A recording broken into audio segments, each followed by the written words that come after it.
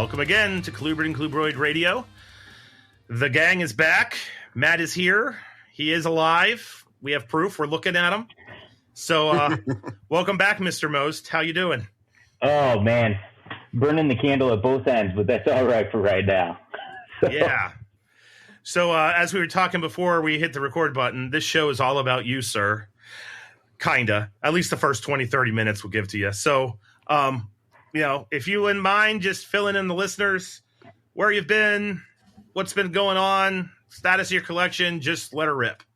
Yeah, for sure. So, as some of the group knows and some of the people who listen to this podcast, there's been a number of changes in terms of my work structure and work life. And also, you've got to create balance for yourself, right? Because this hobby can turn into a job. And when you turn your hobby into a job, it no longer becomes fun to actually do the things of what you're excited about. So as of July 1st, the area or region of which I actually covered has changed to be South Dakota, North Dakota, Minnesota, Wisconsin, Illinois, Indiana, Kentucky, Tennessee, Mississippi. What else am I missing here? Alabama, Panhandle of Florida, and also Michigan. Now, with that even being said, just like every company in the world right now, we're also short people. So I still have 2 empty territories, the 2 empty territories that I've had since we've actually started this podcast, which has been challenging in itself. But also, I think, one of the biggest challenges in today's work environment is you have to be passionate, right? You have to be passionate about anything you do in life, and you have to bring joy to your day-to-day activities. That being said, I love what I do. I love the company I work for. But when you're doing things of this matter, sometimes you have to make decisions in life that, sometimes don't always equal up to the best things for things like this as a hobby. So as some of the listeners know, and Clint, Zach, you guys know, I actually took a cutback in terms of some of the snakes that I've actually been keeping here. And part of that was, and I'm sure we'll talk about this throughout the show, but, keeping animals is a moral and ethical responsibility, and individuals need to really start to think about, large collections. If you're having it, you have to be able to touch those animals daily, weekly, in a certain amount of time, because you want to check for feces, urate, clean water bowls. And on top of it, last year was a great year of success for breeding animals, but unfortunately with that brought along additional stress, and additional stress because I rapidly turned this hobby into a job. And I turned it into a job because of the amount of animals and hatchlings that I was taking care of. And it brought undue stress because one of the things that I always try to do is especially clean daily, check on animals daily, monitor, in terms of cleaning, substrate, even weekly. For some of the people that don't know this, I actually clean out my tubs entirely once a week. Dump the substrate, clean water bowls, everything. And part of that is some of the topics that we've actually talked about, viruses, certain pathogens that can come along with all of that. And I think there is an undue respect of that because myself, I consider myself a breeder, but unduly, with that responsibility comes the fact that if I'm selling an animal, my name is attached to that animal. And there is a moral and ethical responsibility behind that. Oftentimes, we get caught up in some of the flash details of promoting things online. I'm sure I just started a trigger effect on Facebook off a Morph Market post related to posting of certain breeders and adding and sharing to the drama that's already in our hobby. But I think there is a moral responsibility by individuals to really kind of look at themselves in a mirror and represent themselves appropriately. With that being said, though, Clint's been awesome. Clint took on a bunch of stuff. And even yesterday I shipped Clint, probably like 50 hatchlings from this year, maybe more than 50 that we produced for black rat snake moors. Nice. And I think the cool part about that, though, and something, we develop these relationships, friendships, kinships along the line. And I think having that ability to share in the joys of the hobby, Clint obviously is much more active on social media right now than myself. And having Clint in that aspect, I mean, we talk about stuff. I call Clint every weekend. I'm like, hey, Clint, this is what's going on, blah, blah, blah. And, for that matter of fact, I mean, the winter was a weird winter. Clint, for instance, moved his whole collection into a new environment. And in that comes some settling effects within a collection. Typically, when you move breeders, it can take 1 to 2 years for animals to settle in. I've seen it myself with breeding animals, but it's cool when you can have those sorts of partnerships or relationships, because when one person might have a tricky season, you have another person that might have animals available and ready, because within some of these colubrid markets, we typically see people that are actively searching for stuff. I'm getting blown up lately on a number of Asiatic rat snakes, European rat snakes, and even some North American colubrids. And part of it's because they're not in the hobby anymore, which, brings up something that Clint last year came to my house when we were talking, sitting down, and, or maybe it was earlier this year. I don't even remember. This year's been flying by, but it's been a blur. But one of the things that I had to reflect upon myself in my keeping is I didn't want these animals to disappear from the hobby. So responsibly, I tried to put them in people's hands that were genuinely passionate about certain things. And I think that's a big picture when we're looking at it from, a small lens of what we're contributing, how we're actually actively doing it. Because when you can reach that goal, something that you and I talked on a podcast of kind of community sharing, yep. I think we make monumental change in the hobby because those animals stay within it.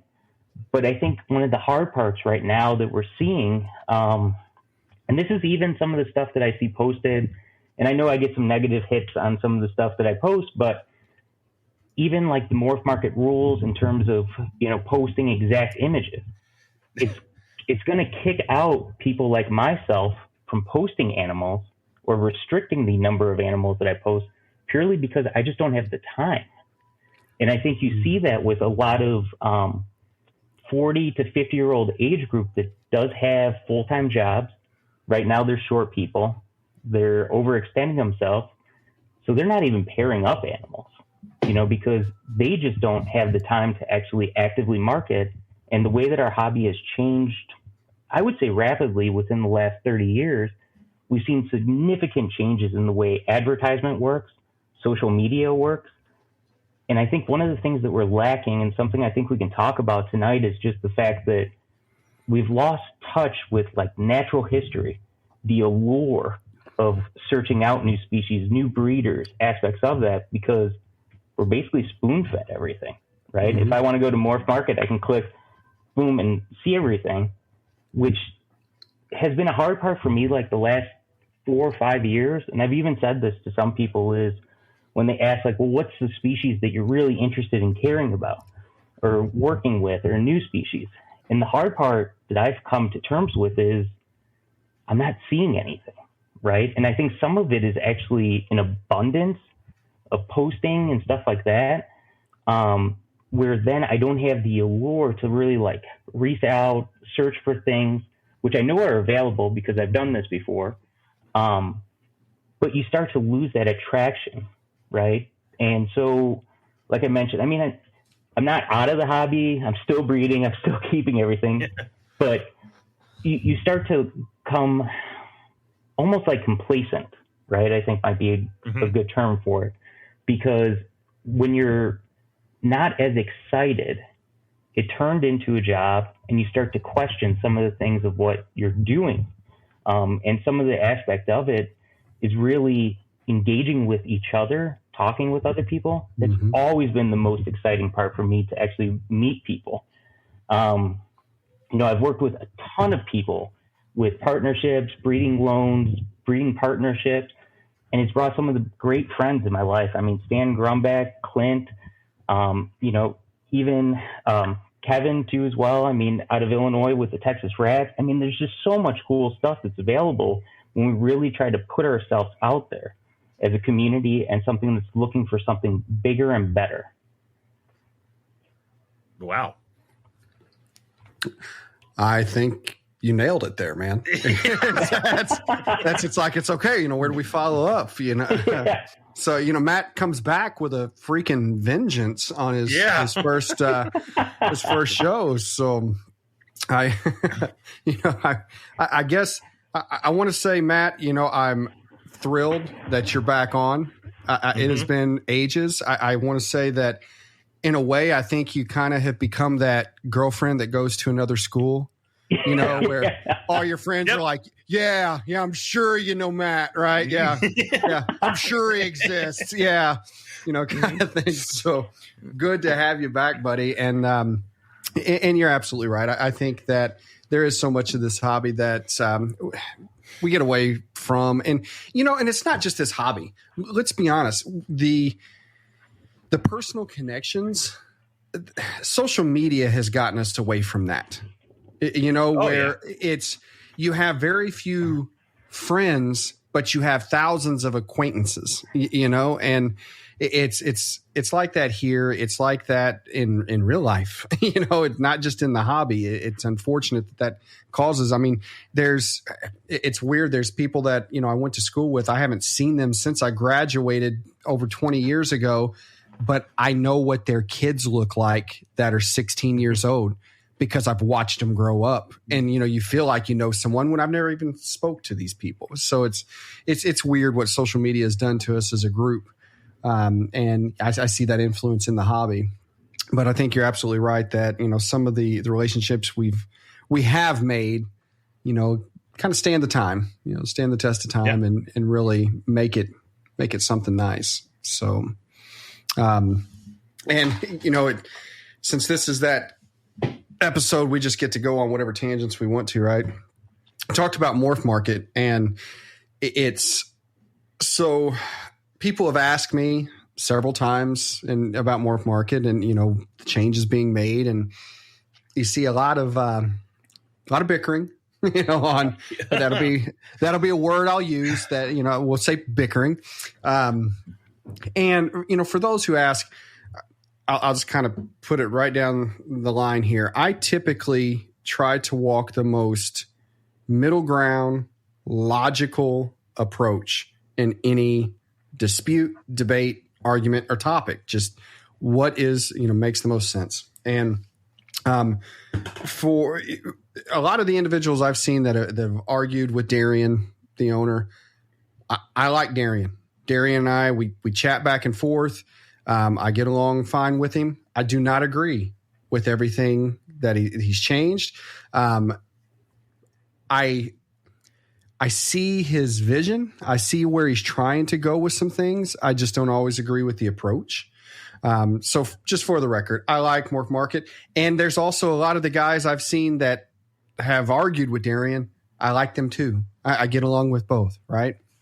The pictures, that you brought up, Matt, I had commented when that first came, when that was first mentioned that they were looking at doing that, my exact comment was, I am not taking a picture of every single leucistic Texas rat snake that I post. It's not happening. And, while that's the sentiment I have, I also understand the sentiment of, trying to, I don't want to say certain businesses, but we know who some of these businesses are using representation photos that you're not representing a damn thing that you're sending out. Let's be honest, so I get what he's trying to clean up. I really do. My thought is, I think really the middle ground where I don't feel that we need to hold the public's hand step by step in a situation like this. Because there was the same debate when they were labeling the imports, the wild caught, that thing. I don't feel there needs to be warnings, just clearly labeled and let the individual make their decisions. So in my opinion, does an actual photo make it more likely for an animal to sell? Absolutely. 100%. I don't think anybody can really argue against that. But instead of making it a requirement, just clearly label the photo. Put a tag right there on the photo that says in big letters, representation, representative photo, and let the public decide whether or not they're comfortable with that and making that purchase, rather than completely, changing the dynamic of how we post. And I just think that there are ways to make his vision happen without such dramatic changes on the end of everybody who's using the system, if that makes sense. So it makes sense. As somebody who does not have a Morph Market account and is a Morph Market consumer and was on Morph Market yesterday because I'm breathing, I have barely followed the Morph Market thing because I'm not engaged there. I just use it as a way to, get a king snake or two. And I was on there looking, basically going through the king snakes and such. And it did say like representative photo and import. And I don't mean to like start a fire, but as the consumer, I was kind of like, okay, I get it. At the same time, I don't know how to say this and not. You can kind of tell when there's a picture of a king snake and then it says I've got 3.2, but there's only one king snake. As long as you are capable of basic math, there's more snakes. So I don't know. I totally understand where it could be a royal pain in the ass of having, if you got Mexican black kings, which are black snakes.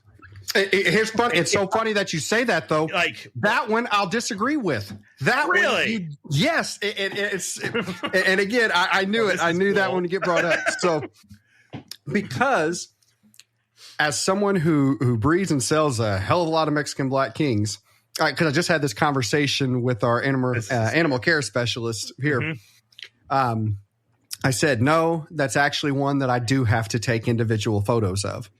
And it's because the consumer, those who want MBKs, they want to know how much white speckling is on those MBKs.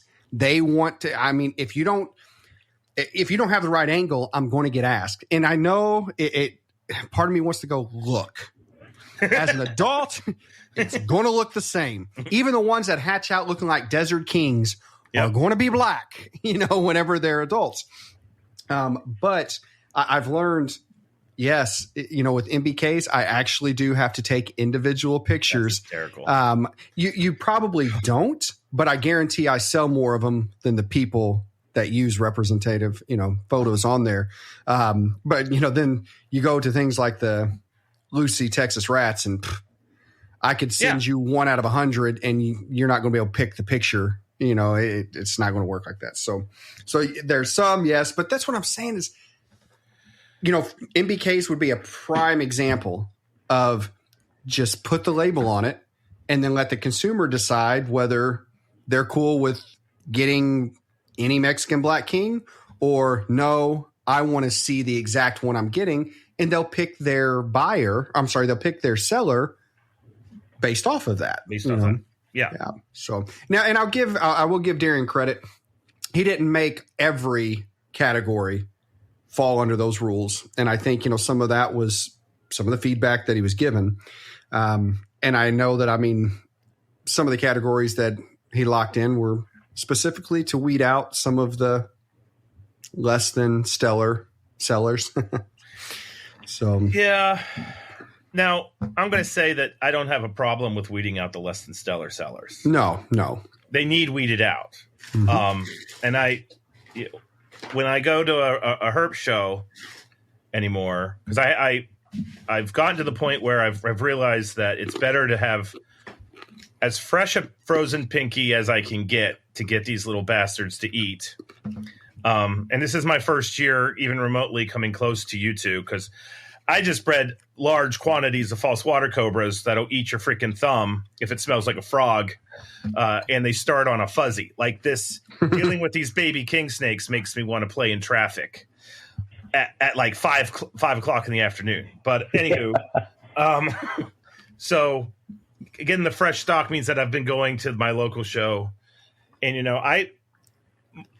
the show that I go to monthly to get the feeders is basically 80% imports, and I got to get in and I got to get out. Like I drive an hour and a half, I spend maybe 15 minutes in the show to get the pinkies because I'm probably going to get in a fight. Like that's what I know me too well. I'm not being dramatic. I think I've said this on the show before, literally said to somebody, you're giving me that baby snake. You don't know how to take care of it. Do it, and they did. But I don't want that being the face of herpetoculture in the private sector.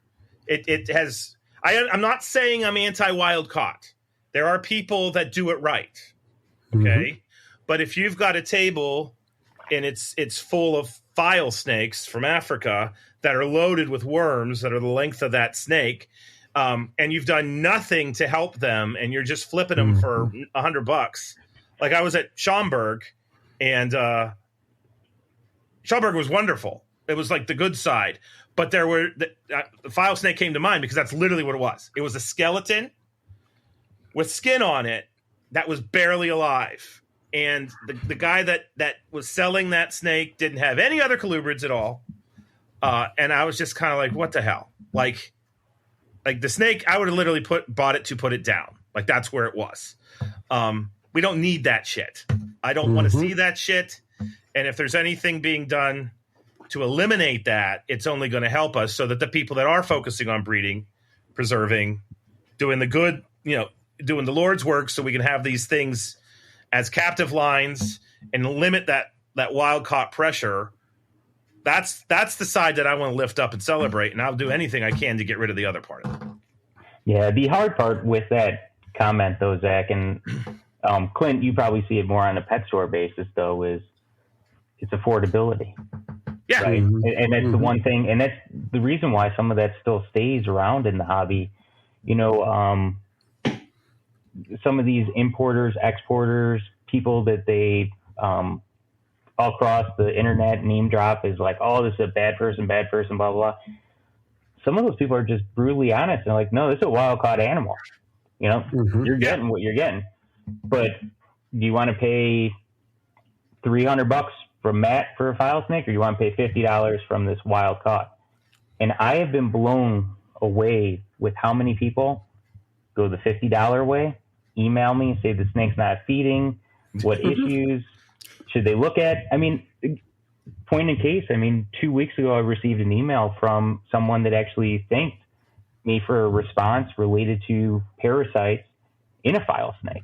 And they blatantly said, yeah, you were 100% right. They had lungworms and lung flukes and all this stuff. And I was like, yeah, I'm not making this stuff up. Like, that's the truth. But the hard part, and I think this is where my sentiment comes from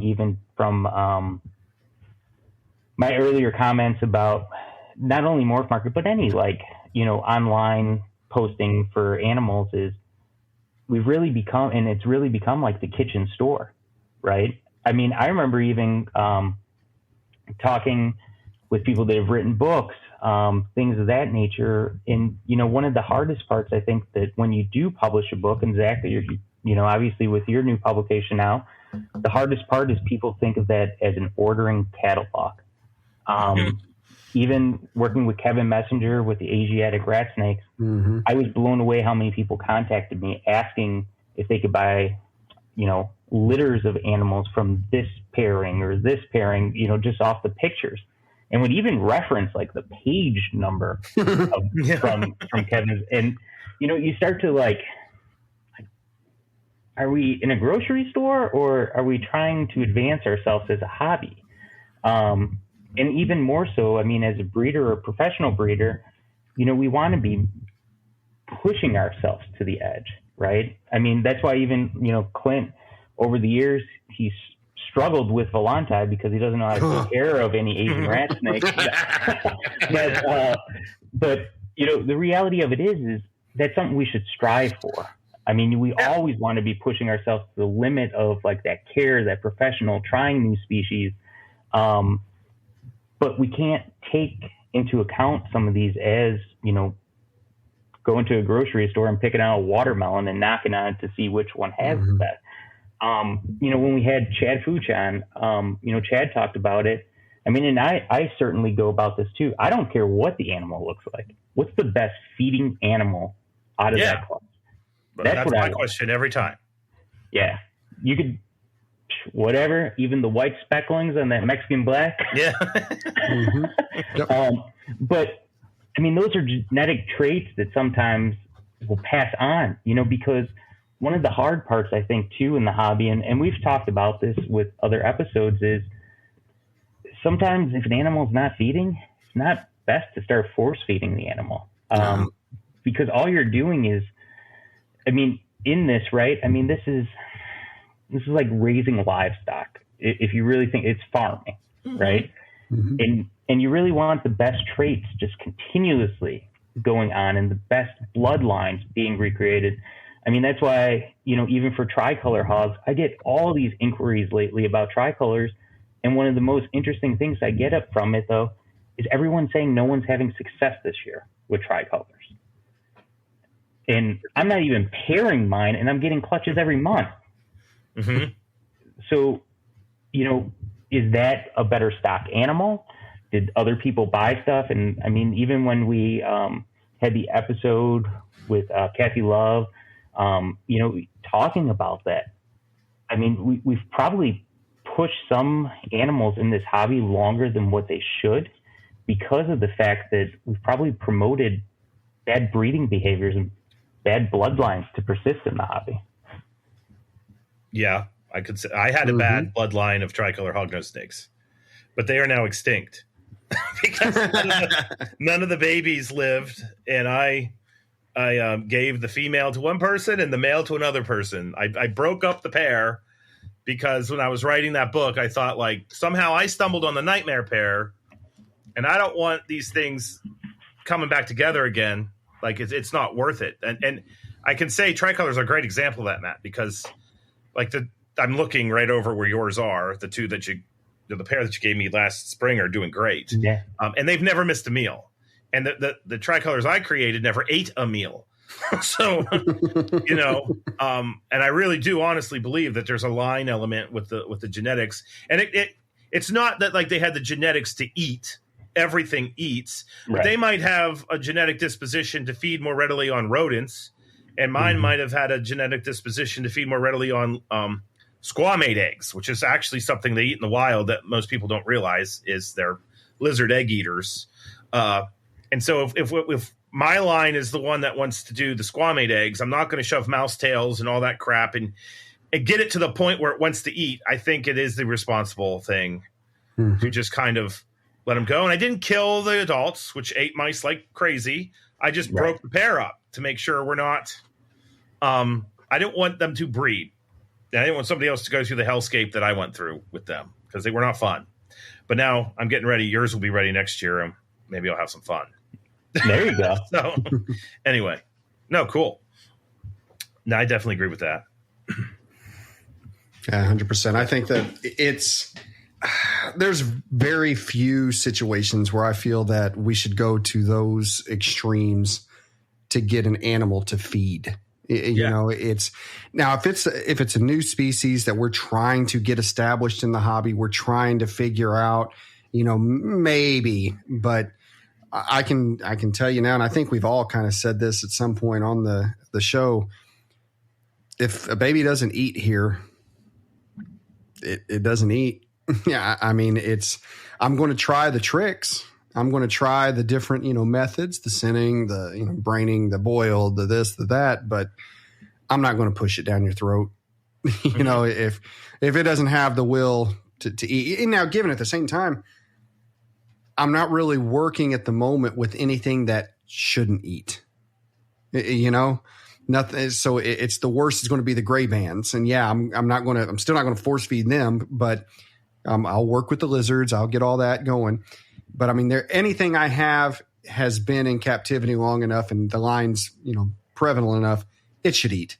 Yeah. So if it doesn't, it's just not going to make it. So.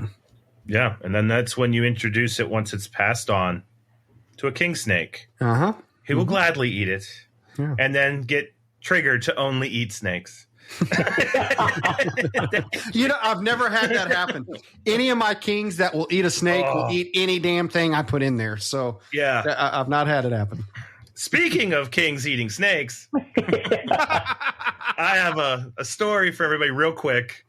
So I got home from a trip, and I walk into my room, and one of the things we all have a question that we're going to pose here in a minute, and we're going to answer. And this kind of deals with one of the questions I might ask. But I walked in the room, and I just had that like boom. I've spent so much time in that space that I was like, something's wrong. Like immediately, hair on the back of your neck goes up. Something is wrong. And I did my scan, and I noticed that the one rack, every tub was pushed out. My tubs go an inch deep, and they were all an inch out. And I thought, And the only thing that will do that is either a ghost or there's a snake loose in the room. And I then immediately went to my Vivs because basically the grow outs are in the tub. And then I keep some of my hognose snakes in the tub. And I looked over, and sure enough, one of my Brooks Kings had somehow managed to shove her head between the glass pane on the vivarium and the lip of the vivarium and wiggle it open enough for her to get out. And so now I know exactly what has caused all the tubs to bump out. So I'm slowly but surely pushing the tubs back. And as I'm pushing the tubs back, I go to push one tub, and it's not going back. And it's the one that was open the most. And I had peeked in there in my male just a normal plains hognose snake was not in the tub. And there's a king snake loose. So I did this like math problem of, oh, shit. And then I pull the tub out, and sure enough, there is the damn Brooks King. And it has completely constricted the male hognose snake. And it has its head a third of the way down its mouth. And I pulled them all out, and the king snake was basically like, oh, hell no, you're not getting this back. The hognose snake was already dead. So I have now had probably the only predation event in the history of time where a South Florida king snake has eaten a plains hognose snake in West Virginia. Like, put all that together. And I was pissed. I sent these to a video and some other people the video. And then I was like, well, I mean, the snake's dead. I'm not going to let it go to waste. So I put her back into her vivarium, and then she proceeded to consume the hognose snake. Mm-hmm. And I just sat on the couch and drank a beer. Like, that's basically the only thing I could do in honor of the damn hog. So be careful with your king snakes. Justin Smith with Herpetoculture Podcast. I'm in a chat group with them, and I sent them the picture too. And then he like immediately just sent methropeltis because he calls them methropeltis because they act like they're all on meth. And that's basically, yeah. I mean, it was like living proof of that, but goddamn, that sucked. I'm just not gonna, I raised that little hog from the time it hatched from an egg, and it sat, these guys can see, right here on my deck. Like every single day when I was at work, I saw that snake. So that sucks. Yeah. Well, like anyway. I told you, I had the same thing happen where a Mexican Black King baby figured out a way to get its tub pushed open. This was a few years back. And so I come in, I see that tub open, and then a few rows down, I see another tub, a cock's-eye tub, open. Both snakes gone. I'm like, man. Well, I go through, and this is like a 96 slot baby rack. So, I mean, just tons. Well, I'm going through, cleaning each. And finally, inevitably, I don't know about you, but anytime I've had a snake loose that I find in a rack, the way I find it is when I'm trying to put a tub in and it won't go all the way in. That's what I did. Like, yeah. You're like, oh, there you are. Yeah. So did that, and I pull out this Mexican Black King that looked like a stuffed sausage. I mean, it's just it was going to explode where it had eaten that damn cock's eye. And I'm like, the most expensive meal on this rack system, at the time. Yeah, so was not happy. But just today, I got lucky. I got real lucky. So because this wouldn't have only been a death and a meal, but it would have been messy and it would have been visible. So We have Sriracha. Sriracha is our high red bearded dragon, big old boy. Everybody loves him. I take him out to the schools and all this. He's a full grown adult male bearded dragon, and he's on the showroom floor. And he really doesn't have a cage. He has I think it's about 7 or 8 feet by 3 feet, with walls that come up about 3 feet high, 3.5 feet high. So he's full open. So everybody can walk up and see. He's got a big tree in there. Last week he climbed his tree, and on the next to it is about an 8 foot by 8 foot pen for tortoises. And he climbed his tree, and he's just sitting on the log in the tortoise cage. So that was hilarious. I loved it. But anyways, he's in his cage in the spot he's always hanging out under his heat lamp.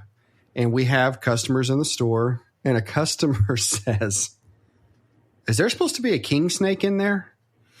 And I go, "Do what?" Yeah. There's a king snake in there. And my first thought was, okay, we've got a wild king snake in here, because again, I've got Eastern black kings all around the building. I just had a big skink run across the floor in front of me in the cricket room. He's in there living his best life. And so I walk up, and no, it's a mosaic California king that's maybe about 14 inches. And it is laying next to Sriracha under the heat lamp.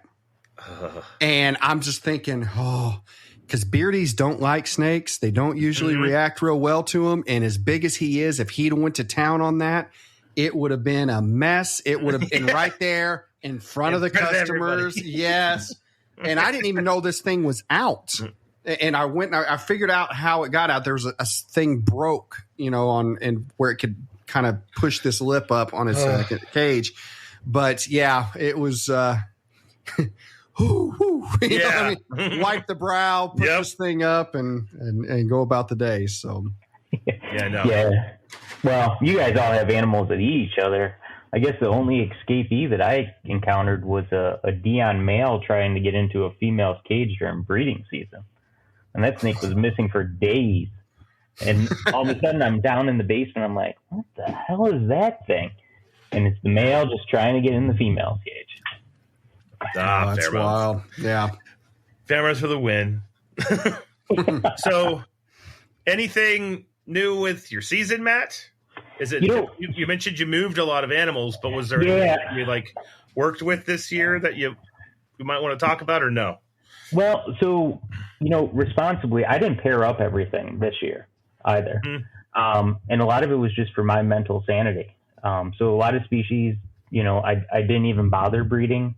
And also with the weird winter season, I mentioned to Clint just the other weekend. I mean, I still have stuff that's laying its first clutch. Like, I've had a couple corn snakes that laid their first clutch this year, just in a week ago, which seems rather late in the season for some of that. But for some of it, it was just time related. And, Clint mentioned this before when we first had him on the show too as well. Sometimes when you're traveling and working like that, you do miss visual cues. You miss ovulations. Now, I'm someone that pairs up everything and just leaves it paired up except to feed. But, with the weird weather cycle we had, I still have stuff going. But, I made a post a while back. This year, I'm not going to breed as much. And part of it is just because time commitment. I mean, like I mentioned, Clint got a box today with over 60 snakes inside of it. And it's a good thing that we have that relationship, because I just don't have the time to really work with all 60 of those hatchlings and get them going and cleaning and everything like that.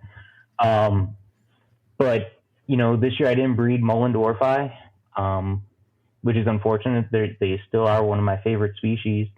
I didn't breed any file snakes this year just because I didn't want to pair up anything and leave paired up.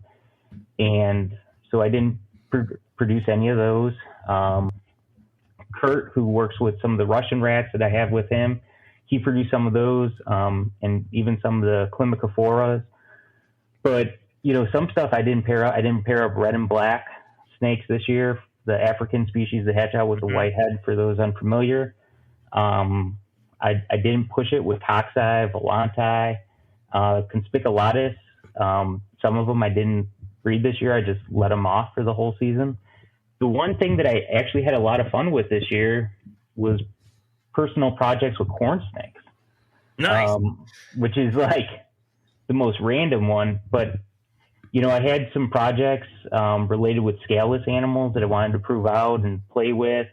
I hatched out today a scaleless super salmon coral scaleless animal, which looks wicked. And Clint's seen him, the progeny from it, but some of those animals, I remember when I showed Clint, he goes, "What is that thing?" Because it's bright pink. Not just like the salmon corals you see out now, but one of the coolest things I produced this year was a new species for myself, which were the Drimacon rubidus. Yep. And it was my first year breeding them. My adults are only 3 years old. They came from Stan Grumbeck. I had 2 eggs. One went bad and hatched out a male. And that to me was like one of the coolest things for me this year for breeding animals. That is exactly it right there. So I think it was the last episode when we were giving updates, and I mentioned, hatched out a world's first ball python morph. And I'm like, it's cool, but it just doesn't get me as excited as checking off a new species that, even if people, produce hundreds of thousands of them every year, if I've never done it. Right. But now I did.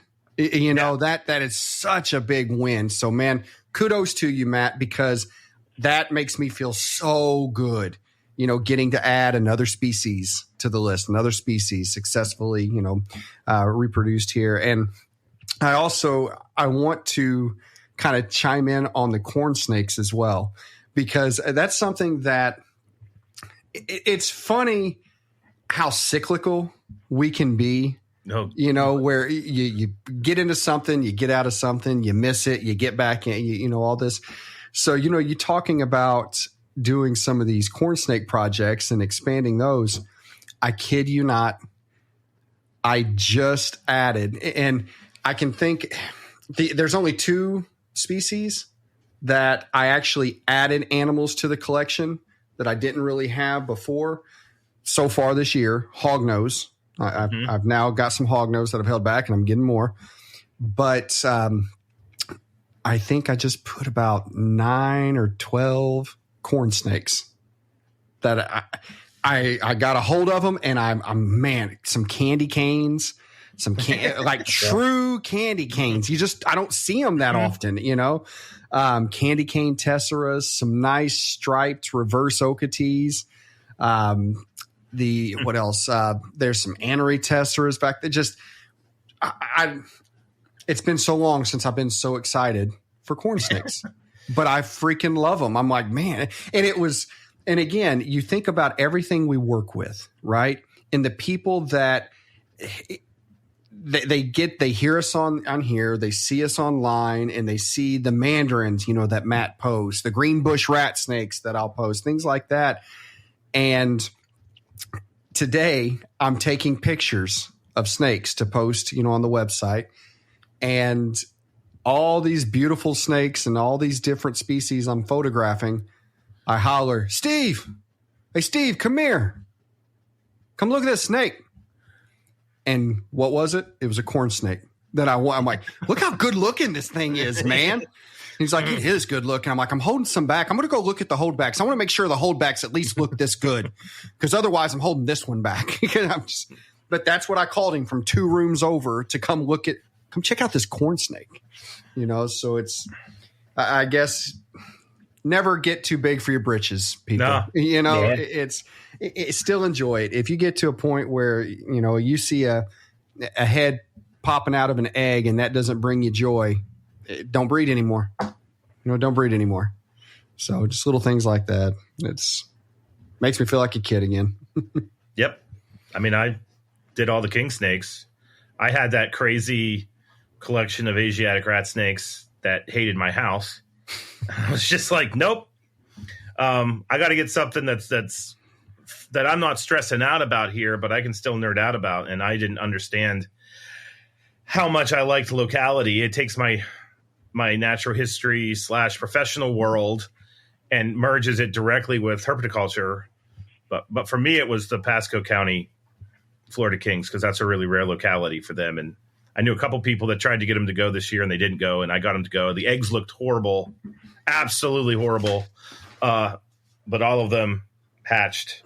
And when their little heads were popping out, my wife was like, what is going on down there? I didn't think those eggs had a hope or a prayer. They were that ugly, and the babies came out perfect. So, nice. Yeah, but I mean, it's freaking king snake. That's it for me. I've gone back to basics hardcore. Absolutely. Very, very cool. And I mean, that really is like the whole focus of this whole hobby. You have to be happy with what you have, what you're keeping. Too often, you see people come in and out of this hobby because they chase it for the wrong reason. I mean, it's even right now, for some breeders, they're saying it's slow, all right, in terms of selling animals, things of that nature. And they're selling their whole collection now. You see it so cyclical in so many different aspects, but was that person in it for the right reasons to begin with? And I mean, even to throw out my question, I mean, for you, Clint, if you could go back again, what do you wish you would actually want to change in what you know now to actually promote success in the hobby for yourself? Meaning as far as like from this retail adventure? Is retail that or adventure, just... Yeah. And for Zach, it'd be more of as a hobbyist. If I was going to go back and change something and set myself up better, I would probably say from a overall species piece, I think that I came into it fairly strong. I mean, while I had to adapt to the local market with ball pythons, and I had to grow into I guess that is what I would change. I'm going to use that because that's true. What I would have changed was I wouldn't have boxed myself in so much on my categories. Right now, I'm broad because I keep a lot of different colubrids, and of course I still had some ball pythons, but lizards just weren't cool enough for me. Now, I think that maybe I didn't expand into things like, the different lizard species or tortoises or even frogs. I had them here and there over the years, but it was probably because of the job I had. It was probably because of how busy I was. You can be on the road 4 days a week and maintain a decent sized snake collection. You can't maintain lizards when you're gone 4 days a week. You know what I mean? They require more routine feeding, more routine care, things like that. So I would have loved to have been better prepared with species outside of what I'd been working with going into this. That's what I would have changed, is I would have broadened my horizons even more.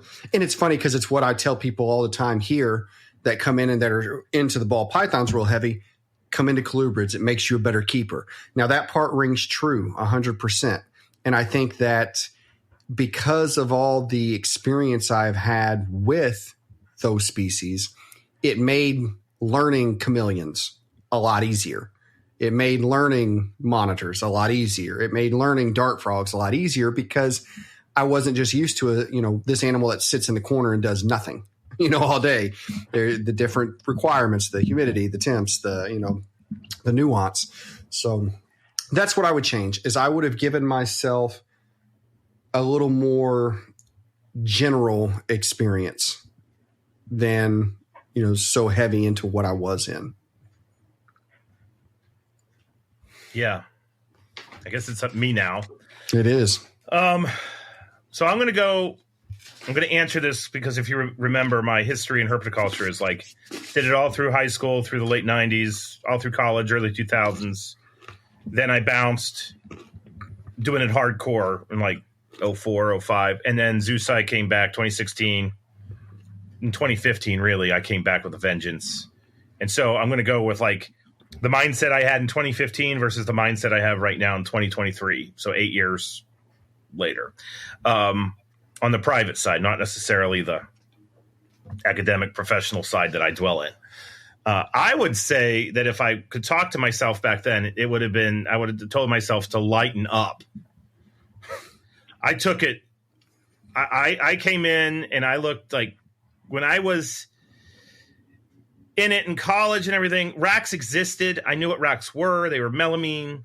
I didn't really have an opinion of a rack. I didn't care. I cared about animals and I wanted to have the animals. And when I came back in with herpetoculture and care. And there's going to be some listeners that are going to hear this and lose their minds. So just listen to the whole story, please, before you lose your minds. But I came in and I was like, racks are the devil. You've got to keep everything in enclosures. There's no room for that. Everything needs to have like tip top husbandry on all parameters. Less is more, and that I can't keep, if I'm going to take this seriously and this is going to represent me professionally as a hobby, I can't be keeping Petco species. It's the way what I tell my students. So like your standard issue corn snake, Cali King, leopard gecko, even though ironically when I got back into all of this, the species that I got back into herpetoculture with were crested geckos. But I was keeping crested geckos in like fully decked out exoterras with UVB radiation and misting systems. I mean, it was like everything. And there was no room for anything less than that. And then I started like segueing over into the side of this where I understood it wasn't conservation. I'm not saying it was conservation. It was preservation, which are different. There were lines of snakes that I thought were really interesting. And I knew that I wanted to breed those snakes. And I knew that if I wanted to breed those snakes, I was going to need temporary housing for those snakes. That was not going to necessarily be a vivarium. And, you know, then I struggled with the whole, well, am I going to get a rack? I don't want to get a rack. Racks are bad. Racks are the devil. And then I thought, I'm going to get a rack. And then I actually like saw the utility of a rack. And then I understood that if you go into this, and this is the moral of the story, kids, if you go into this and say, this entire part of herpetoculture is crap and garbage and serves no purpose, you blacklist it, you invariably are taking that blacklist and extending it onto the people that utilize that method, and you're making yourself insanely close-minded. And when you're close-minded, your community is going to be much smaller than what it could be if you're open-minded and you actually look at it. Now, do I keep things in like racks at a personal level? No, I don't. But I also do. Like, it just depends. I got out of, personally, because I have a small collection that lives at my house, one of the things that kind of moved me away from some of the North American rat snakes was I didn't like keeping them in a tub because I saw them kind of bumping their heads all the time trying to go up. And I'm a biologist. I know why they're going up. They live up there. So I moved rat snakes out, learned about king snakes, brought king snakes in. With the king snakes at the house, I have that rotation that I keep them on where everybody lives half the year in a vivarium and everybody lives half the year in a rack.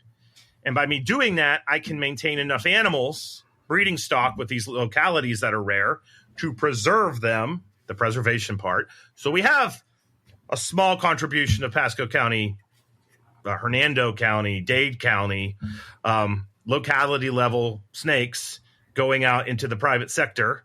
They're not going to die, die meaning that I'm contributing to their maintenance in herpetoculture, which we've already talked about today. But I'm able to kind of give the snakes the enrichment that they want, and I got them in the racks. There's some people that are going to be like, that's great. There's other people that are going to be like, that's awful. You're not giving them UVB, and it is what it is. But I'm doing what I can here. But 2015, Zach would have basically been like, no, this isn't okay. And I think that in 2023, Zach's matured through experience. Because when you get experience, you gain this little doodad we call wisdom. And the wisdom I have learned is that not as much as people don't want to hear it, there are actually individual snakes that want to live in a damn rack. I have a water python. My son has named her Kyla after her friend's mother that hates him. I think is hysterical. Because this water python wants to kill everything that moves. But we've tried putting him in that female water python. Here it was a university snake. It was in a 4x2, smashed its head off the glass every freaking opportunity it got. We papered the glass, still smashed its head off the glass. We put it in another, a vivarium that we had a PVC door for or something to that effect. Still smashed its head off the glass. Brought it home because it was biting too many students. And I did the same thing at home. I thought it's going to live in the garage. I am the only person that's down there. That foot traffic's going to drop it. Still smashed its head off the glass. Put it in a freaking CB70 Vision tub. Doesn't smash its head off the glass anymore. Eats, is grown. It's like there's just something about that. Now, do I think you keep every water python that way? No. But this one individual, I don't care what. I have done everything I can to set it up differently. I even put it in a Freedom Breeder 90 tub with the window. So it still has a tub.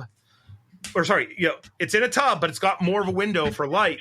Smashed its head off the freaking plastic every time we walk by.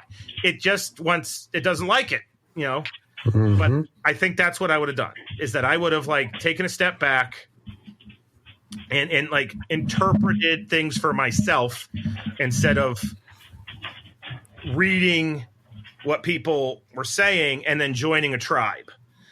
And one of the things is I feel like I'm doing penance for that year of my life by doing the podcast, by talking about, this stuff, by going on other people's podcasts, telling all these same stories. But at the same time, when you get these animals as a long-term pet, you should absolutely set them up in the enclosure that they, gives them the best amount of enrichment. So I'm kind of 60-40 split when it comes to my care. And now that I'm doing things this way, I'm having a lot more success. My animals are thriving, and it actually has made me a much better keeper because I let the animals tell me what they want instead of me telling them what they want. That's the way that I like to keep. And that's what led to the nuance that we always talk about on here, because, now I'm able to read a snake much better than I could before. And I realized that by putting some of those animals in the great big decked out Viv, they were perfectly happy in there because they were in their cork tube all the time. And if you're in the cork tube all the time and you're not using all the light and the radiation and da-di-da-di-da, maybe you want a more secretive environment for you to dwell in. And unfortunately, there are people that when they hear that are like, no, you're full of it. You're doing that out of economy of time, economy of space, economy of this, economy of that. I'm doing it because the frickin' snake is telling me I'm not utilizing all the space. And then you get hit with you denied it the space. How do you know it's not? So I can't stand all that. But at the same time, it goes the other way to end this rant, because there's also people that'll say, well, you keep them in a tub all the time because they don't need all that extra shit. And I don't think that's true either. I think that each species has its own care characters, and we as the herpetoculturalists have to read those characters. Like false water cobras, my species, I will die on this hill. Adults should not be kept in racks. The end, done. They need a big, massive vivaria. They also should be given actual roaming time, the way you would a tegu or a monitor. My office, I let those 8-foot females roam this office I'm sitting in, and I've got all kinds of crap on bookshelves and things on walls. It sounds like there's a bomb going off in here, and that's the cross I bear if I'm going to keep the 8-foot water cobras, is they're going to destroy the office, and a picture frame might get broken. They've taken out 5, by the way, in the past 4 years. I replaced it all with plexiglass, so we're good now. But you continue to learn, Zach. Yes, see, I continue to learn. But that's what it would have been, is to lighten up and see both sides of an argument, and then take the good from each and and evolve into a better keeper. That's good. That's good. I'll tell you what, Zach. Well, is there anything that you want to add to that, Matt? Because your answer there just kind of takes me right into the question I want to ask. But yeah, I mean, for me personally, my biggest thing would have not been to grow as fast as what I did. Mm-hmm. As a personal, I've always enjoyed working with all the Asiatic, European rat snakes, and that's really what my name's out there for. But one of the things, and I've made this suggestion to some of the younger keepers, and I've got my Rob Stone wipe T-shirt back here because he continues to be on some of our messages as group. And man, love Justin, but man, that guy really does suck up to Rob Stone. Justin, if you're listening. Yeah. But yep. Rob and I have talked on this a couple of times, just like phone call here and there. The one thing I think I would do if I could take things and start back over is I would focus on one species and just knock it out of the park. And it's something Clint and I have talked about even too, because I'm holding back a number of Vietnamese mandarins and things like that, and I'm really pushing some of that.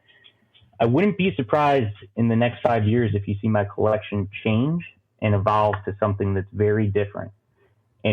But to do it at this level, not here, and just kind of just kill it for personal growth, and really just to kind of create the best things out there that are not out there. Nice. I like that. I'm kind of doing that right now with the falsies. I know exactly what you're talking about, because most water cobras are like keeping snakes and the closest thing to a snake horse, because they're not small and they're very active. And I've definitely freed up space in the garage. There were some racks there, and they went, and the snakes in the racks went, and I got put more PVC enclosures and blah, blah, blah. So yeah, no, it just feels better when you do that, because you kind of have like your identity and you've got goals, and there's a familiarity there, but you can push yourself. I know. Yeah, I agree with that wholeheartedly. Mm-hmm. Good stuff. I think that the Carinata are kind of like my preparation for the falsies at this point. Yes, they are. So. Yeah, that's why I feel ready. You took a Carinata and a dry market and put them together, and the power of the crap that those two things could make in one, that's false water cobra. Mm-hmm. Right on. Well, that's one species I would not keep only dry marca. Yes. Mm-hmm. I know what I feed mine, and I know what I clean. So, Yep. Very Funny. Cool. All right, gentlemen. So I want to ask you, and you talking about the kind of the tribes, and I know we've talked about the issues within the hobby, right? My question to you guys are, what do you feel is one of, or the biggest, let's call it, threat to our hobby that isn't being talked about? Oh, okay. I can lead on this one, if that's okay. Yeah. Because I have a perspective that I've talked about it and I've hinted about it. I dove deep in on it when I was on the Project Herpetoculture podcast, and Phil, who's the host, was like, "Oh my God, nobody's willing to say that." It's something that we talk about, but I don't think we truly understand the interpretation of it. So, what I would say it is how do I word this? The perception of private herpetoculture within the agencies that are making the rules, they get vilified a lot. And there are definitely things that they have done that were really dumb. Okay? But I know those biologists well. I am one of them. I sat on West Virginia's Herp Council or board when they were doing the regulations there. And they go to the interweb to get their kind of perception of what exactly private herpetoculture is. And the loudest voice in the room is the voice that is heard. And if we as a community are literally ripping ourselves to shreds on social media, that's not good. If we as a community are getting together in public spaces and running around on stages with giant stuffed penises and at an auction that represents us and we're all hooting and hollering, how in God's green earth is any professional agency going to look at that and take that group of people seriously? No, you nailed it. Yeah. I don't understand it. You know, we're talking about people, whether we like it or not. I'm not saying I agree with what they're saying. I'm a scientist here, peeps. So I'm talking about the factual, the perception that the people are consuming about us. That's what you have to like admit this perception. And it is basically that these people take this seriously, but they're emotionally reactive and they don't necessarily really take this stuff overly serious. And I'm not saying everybody perceives us that way. They certainly do not. But there are people perceiving us that way because of our own actions. And it's like literally lighting ourselves on fire. And unfortunately, it's not just the YouTubers that get all the heat that are doing it, even though they're definitely doing it. There's YouTubers that we don't talk about that I have literally had conservation officers, or not officers, but professionals say to me, if everybody was like her, we wouldn't have a problem. Whether we like it or not, I've had multiple people talk about Emily with Snake Discovery. Like, that's a good image. You know, people getting bit by random things, using fake hands, getting bit, putting on venomous proof gloves, getting bit, doing just really, really, really dumb crap for likes and clicks. I'm sorry, but you're vilifying our community, whether you like it or not. And then us holding those people up in high regard, that's just not okay. And I've said this before, and I've had people say that I'm being elitist. I'm not being an elitist. I'm being logical, people. Like, think about the way you consume things. So we just need to like change that, level up a little bit. Like, come on. And there's plenty of people that will level up. There's all kinds of people doing incredibly badass things. And I feel like those of us doing that need to have a voice and need to be, and don't be an introvert hiding in your basement with your snakes. Like, you can fight it by putting that information out, and then the listeners can share that. And then when you share that, yeah, that's what starts to get consumed. But unfortunately, the loudest voice in the room is the one that is heard. And I don't like what I'm seeing. Like, I can't be part of that. I cannot be part of that. I get collecting permits and all this stuff to be a conservation biologist. I have literally had people say to my face, you're one of those snake breeders?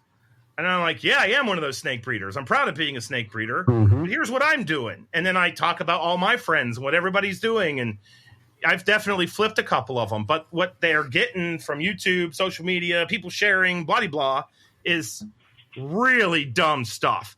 And I think that what we are promoting as the fun, as herpetoculture in the United States, part of it's just not okay.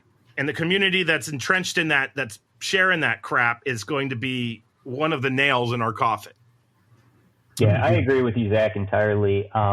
This is something that really pushes me to some of the things that I've even said before, even going to shows. I mean, I don't go to shows. And part of it is because when I go to a show, like, mentally, I feel drained. I'm just like, now there are good aspects of it, right? Meeting your friends, enjoying that experience. But what I don't think the average keeper or person that's posting on Facebook realizes that DNR, Fish and Wildlife, all over it. Correct. And even for myself, I have DNR and Fish and Wildlife as likes on my page. Are they actually truly liking my page, or are they watching and seeing if I'm posting something? And your average keeper sharing things. And even the biggest media personalities, and even some of the people that have great followers because they are genuine people and genuinely interested in species themselves, when they share something that might be negative from a keeper that might be keeping animals improperly and just trying to actually spread the word that that person is sharing or keeping things improperly, well, now you've just shared that message even further with DNR and Fish and Life, another state, everything. And that what happens there is it's the collapse of our hobby. We are going to see significant changes in keeping practices and even species that are allowed to keep, even looking at corn snakes, scaleless corn snake, as controversial as a subject as that is, if you want to keep scaleless corn snakes and you're in a state that might not allow, just get the permit. The reality of it is like we see so much of this, but we need to follow the laws. It's like you need to follow the law. If I, for instance, was going to buy a gun, I need to get a permit for the gun. It's just blatantly that simple. And unfortunately, in the world that we're living in, we are our worst enemies. And social media is really the contributing factor, because the reality of it is it's bragging rights and it's money, right? And, social media itself does have its presence. The YouTube aspect of it does bring in financial gain for people. I get it, whatever, but if you want to destroy your own means of making money as a hobby or as a business, then you really need to think about what is being posted and what your actions are and how that might contribute to a bigger picture here. Because it's not only your income that you could be destroying, it could be everyone's income from just a quick picture or post. And one more thing on that exact same line of thought is poaching. I want to talk a little bit about poaching. I've seen some things recently online, and I've listened to a couple podcasts, and I'm not like most of us are completely anti-poaching. As a community, we need to kind of be anti-poaching. Most of these regulations that are coming out are for a resource that we are managing, right? With the Burmese pythons, everybody's like, oh, they're going after the Burmese pythons because they're a giant snake. Why don't they go after the cats? I've said this myself. It's hypocritical. Cats do way more than the Burmese pythons. Educate yourself about the freaking Burmese pythons. Like, what we don't understand, the big threat from a conservation perspective with the pythons, yes, it is horrible. They are eating all the rabbits and the possums. But what people don't understand, like some people do, they carry a parasite called a penistome, which is a crustacean that lives in their lungs. All of the snakes in Florida have not evolved to deal with Asiatic penistomes. So when I see Burmese python, I see dead pygmy rattlesnakes. I see dead easterns. I see dead corn snakes. I see dead Florida king snakes. Like that penistome is just going. And as those pythons go north, they're bringing the penistome with them. The penistome's getting out into the environment and it's wiping out the snakes. But I don't hear the herp community saying, yeah, the pythons really are a problem because they are killing the animals we love. I hear, well, they're not really a problem. There's this like justification piece there. And if you kind of educate yourself a little bit about the whole aspect of the invasion, that's the problem to me for reptiles is that. But at the same time, we got regs in West Virginia. We were like the Wild West in West Virginia. You could keep anything in West Virginia. And then some herpers started smashing the part of the Potomac River where we have wood turtles. And they were taking wood turtles out and giving them, basically sending them to Asia. And we know this because the conservation biologists that study wood turtles, they all got tissue samples from the animals they studied. They created this thing called a haplotype map. It's CSI type stuff. You intersect a wood turtle in the airport on its way to China. You take a tissue sample, throw it in the DNA map. You can see where it is. And like a tremendous number of turtles were coming out of West by God because we didn't have any regulations. And so we have poaching. which led to regulations. And then when they put in the regulations, the only way they could think of to do it was to do the blanket regulations. And now you can have a black mamba in my state, but you can't have an eastern garter snake. And, and everybody's like, oh, you can't have the... What caused that? Mm-hmm. What caused that was a bunch of people, and they may not have even been herpers. But if we talk about how, well, the stock came out of here and, it's questionable how it got here, but, that's how we got it. And you're kind of justifying that. If you're justifying that with the people that make the regulations to conserve an animal, you've lost them immediately. Mm-hmm. Like, you have no credibility in their eyes. None. Because you're literally saying, well, we got to get them in. And I know that that's an argument in private herpetoculture, but at the same time, be freaking smart. Don't have that conversation on a Facebook page that's, don't have the conversation, but curate yourself. And then when I go to these conservation meetings, like the park meetings, Partners for Amphibian and Reptile Conservation, herpetoculture comes up and they bam, bam, bam, bam. And then, there's 5 bad actors that are bringing it all down for us, but we just have to police ourselves. So, and rant, sorry. No, I think it's, to add to that, I think one of the biggest things is open conversation, and within the people that I share my inner circle with, when I come across something, I always share it. But some of the things that people don't want to talk about are viruses. They don't want to talk about any sort of disease, pathogen, anything like that. I mean, for a lot of people, they don't want to be blacklisted or talk about that connotation or think to the fact, man, I don't want to talk about this. And even some people, I've seen this, sell off their whole collection knowing that they have a virus inside of it. And now you're just mass spreading things and going forth all that. I mean, right now, for some of the people we've chatted about it, discussed it, there is a new virus that's out there. And, a lot of the thought has been that it's come over from Europe into collections, and it is affecting Colubrid. And this was sent to me by a customer of mine, and who's a researcher, who said, hey, I just want to let you know, I don't know if it's on your radar yet, but, you might want to keep a cautious eye of this. And this is where the almighty Rob Stone steps in and goes, no, we need to have these types of conversations or openly talk about it, because the reality of it is knowing that, thinking about that, it makes us stronger keepers too. But, not sharing that thought, the growth of inner collective aspects, even mentorship of some of these new keepers, Billy Hunt, he's a great guy too. He's coming up in the aspect of keeping. I mean, he has a ton of questions, even Kevin Sheehan with the Texas Rat, he has a ton of questions. I mean, having those types of conversations where you can actually mentor someone and actually teach them, that's one of the coolest parts. That's how I got to be good friends with Stan, was he told me so much and taught me so much in some of the colubrid keeping. But unfortunately, it takes a responsible keeper that's willing to take a back look too at themselves and say, listen, I don't know everything, but I want to learn.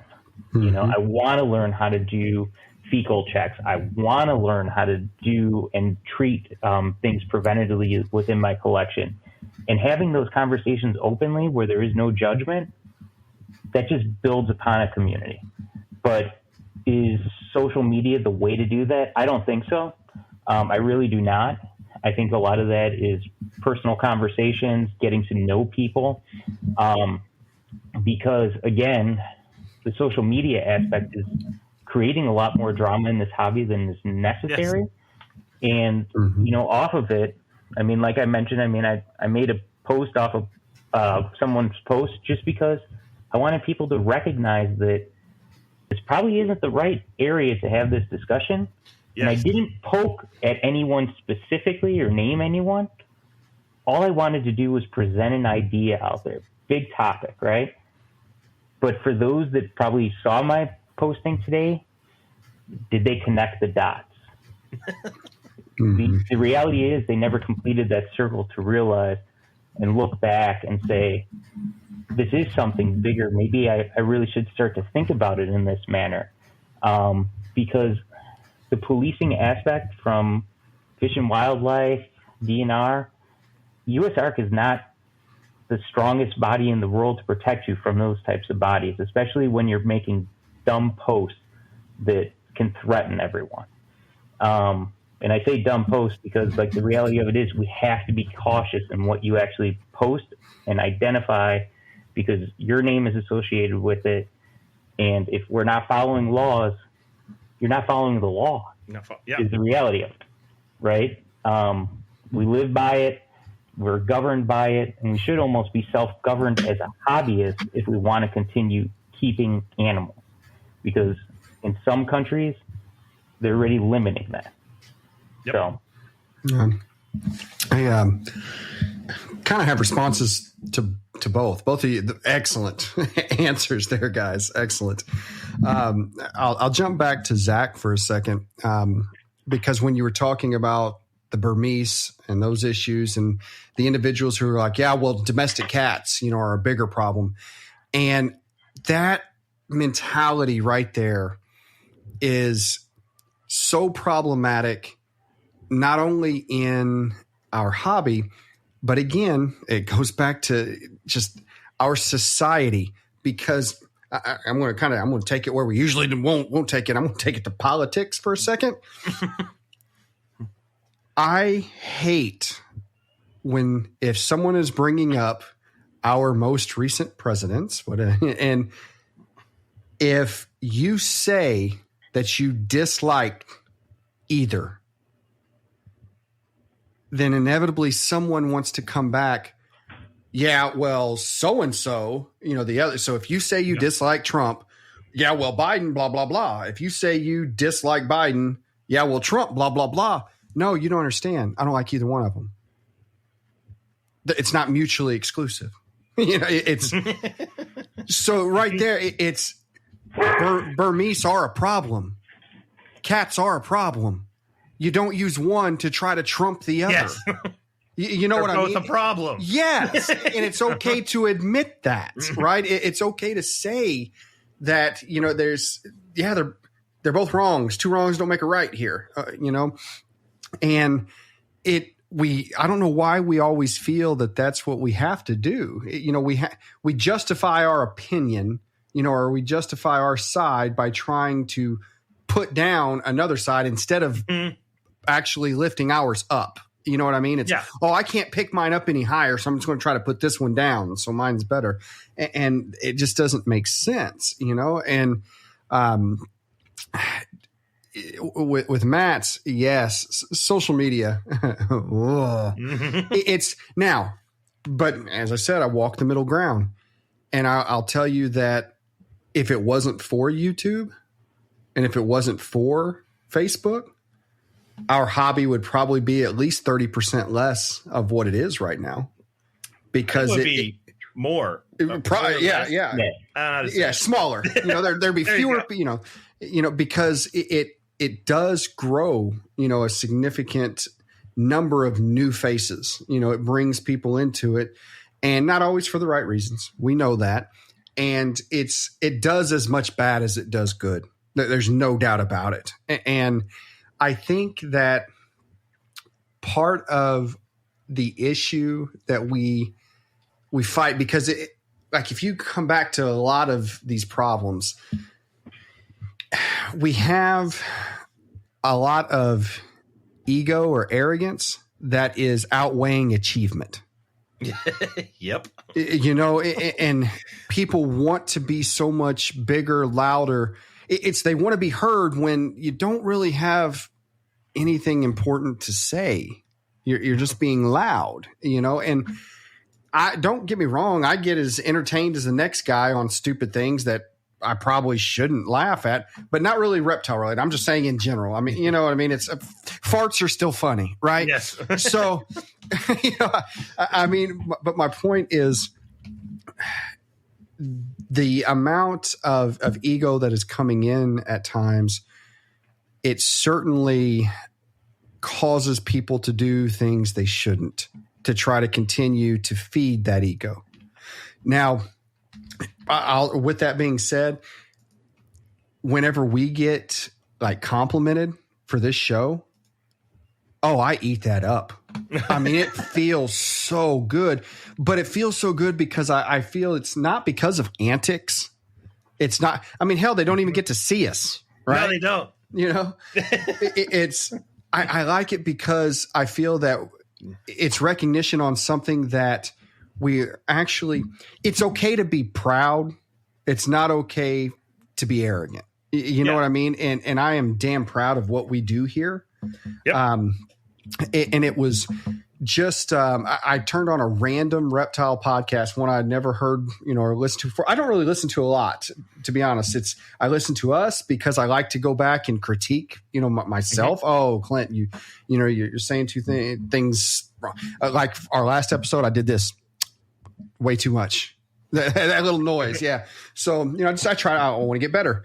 And I listened to a podcast, and 10 minutes in, metazotics was mentioned. 10 minutes in, it was mentioned. I was like, hey, they're talking about one of our videos. And then I had a customer come in and ask if I listened to this other podcast, which I had never heard of. And this was just 2 days later. It was yesterday. He comes in and says, so, do you listen to this podcast? I'm like, no. They're like, oh, well, you were name dropped on there. Actually, both of us were, Matt. They were talking about mandarins, and they were mentioning us. And I think they said it's one that you listened to. I'll have to ask them what the name was. I don't recall. But it's just hearing that. It in no way is an ego feed. I'm very proud of it, because it shows that we're making a difference for the right reasons. And I think that if more people would take that approach, how much better we would be, how much better social media could be utilized. But let's face it, we're not going to change human nature. I'm not going to change the world, but I hope I can change the thought processes maybe of a few people I interact with, and that'll be our difference. And I would also, to go back real quick again to what you were saying there, Zach, about interacting with the different government agencies and things of that nature. If we go about it the right way, because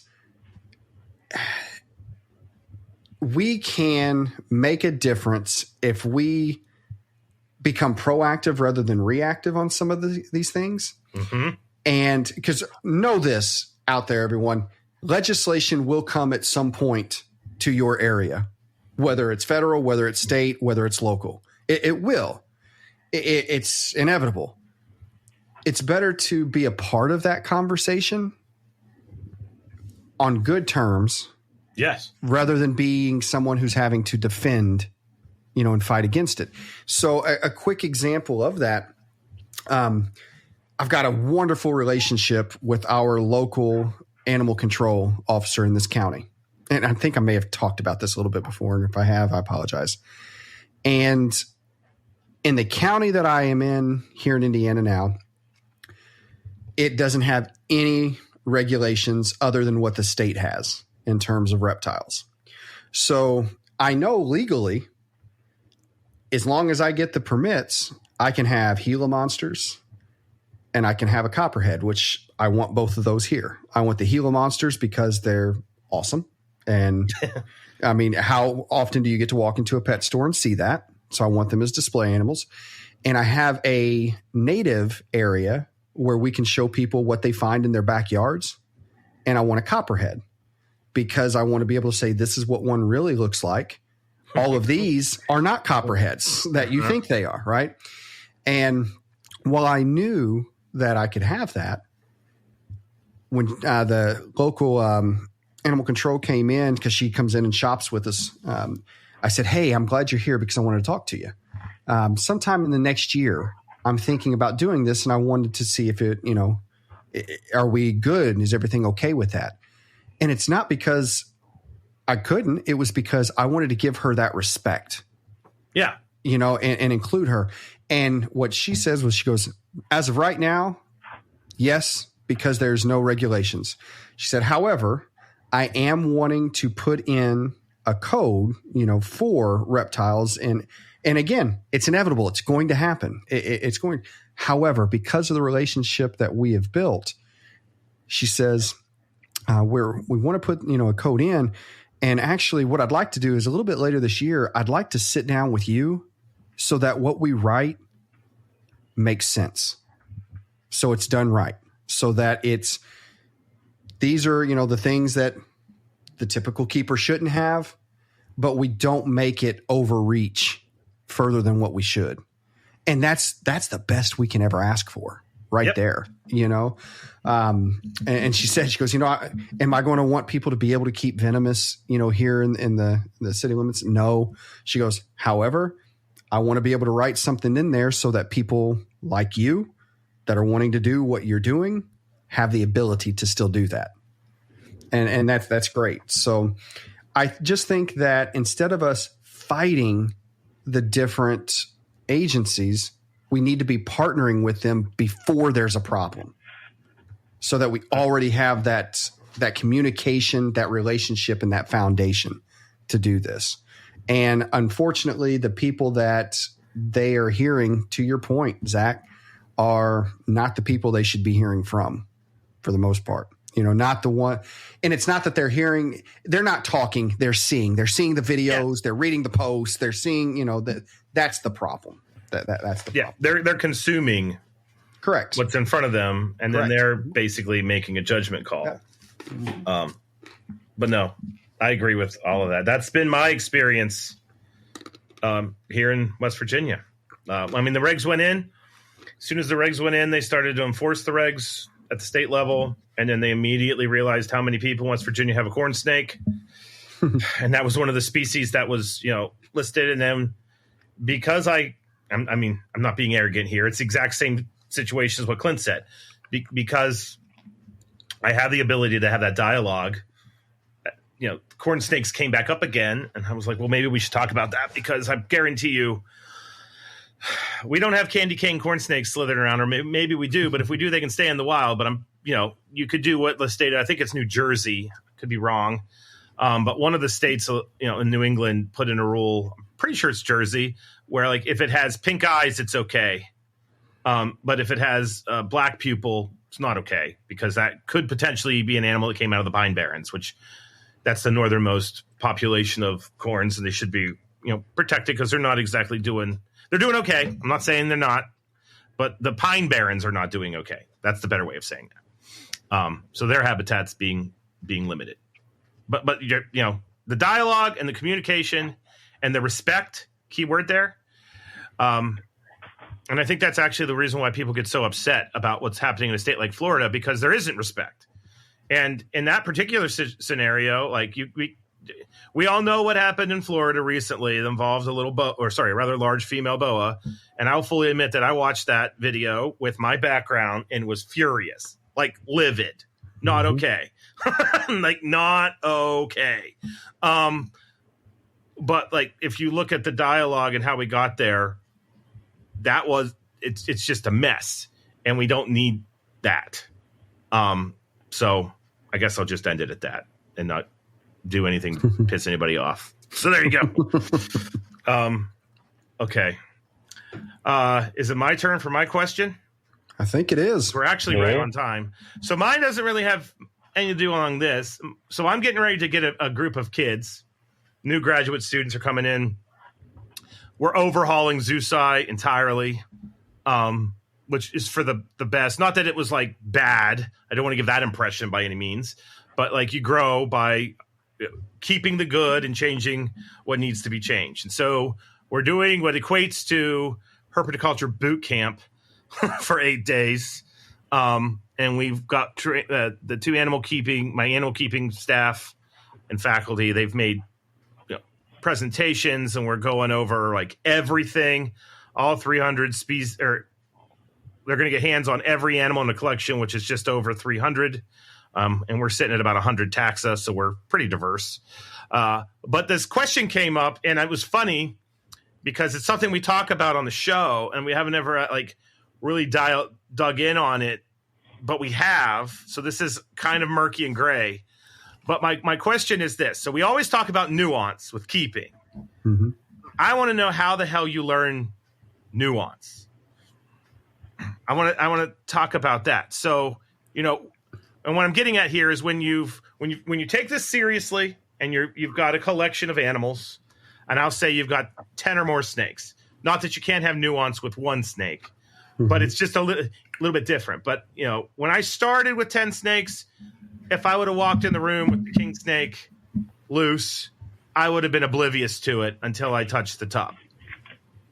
But I walk in the room and it's like I got this weird Jedi mind crap going on, and it was just like boom, right to the rack. Something's up, something's out. I hadn't touched anything. Right. You just kind of know. It's like a sixth sense. And I feel like when you get to that level, you don't just get there, but you do. So what does it take to get to that point? Because I feel like when you're keeping that way, that's when you're really vibing. Like that's when you can nerd out at a whole different level. And that's what we're all about with this podcast. And I got to teach it to a bunch of people, and I respect you both highly. So how do you even get to that point? What's it take to get to that point? And when you get there, what do you do to keep it?